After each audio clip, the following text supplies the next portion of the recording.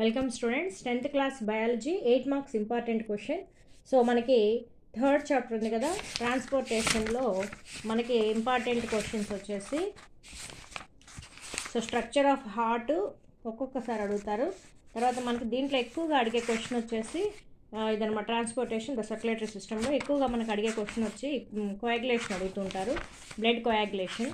So అదొకసారి discuss చేసుకుందాం. So another important part in story of blood is coagulation. So coagulation అంటే మీకు బాగా తెలుసు, బ్లడ్ క్లాటింగ్నే మనము కోయాగులేషన్ అనేసి అంటామన్నమాట. సో దీంట్లో చూసుకున్నట్లయితే దాంట్లో మనకి స్టెప్స్ అనేవి ఉంటాయి. సో ఇది చూద్దాం ఒకసారి. When the blood flows out the platelets and enzyme is called thrombokinase. So enzyme అనేది ఒకటి రిలీజ్ అవుతుంది అనమాట. ఏదైనా బ్లడ్ అనేది మనకి కట్ అయ్యి ఉండి ఏర్పడి బ్లడ్ అనేది ఫ్లో అవుట్ అయినప్పుడు మనకి ఏమవుతుంది, ప్రోథ్రాంబిన్ రిలీజ్ అవుతుంది అనమాట, ఎంజైము. ఓకే, సారీ, థ్రాంబోకైనేజ్ అనేటటువంటి ఒక ఎంజైము రిలీజ్ అవుతుంది ప్లేట్లెట్స్.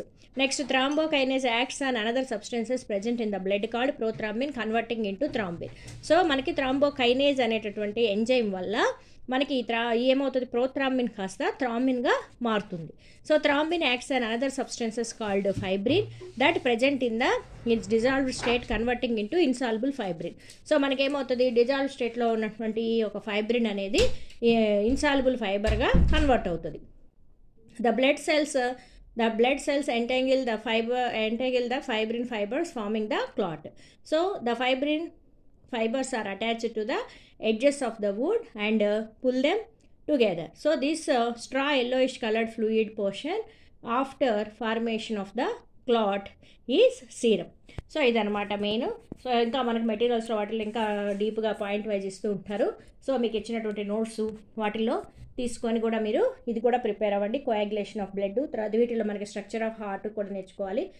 తర్వాత మనకి ప్లాంట్ ట్రాన్స్పోర్టేషన్ ఉంది కదా, ఇక్కడ వాటర్ అనేది ప్లాంట్స్ ఎట్లా ట్రాన్స్పోర్టేషన్ జరుగుతుంది అనేది కూడా ఒక్కసారి ఇట్లా ఈ ఎక్స్పెరిమెంట్ ఎప్పుడైనా అడగచ్చు, అదనమాట.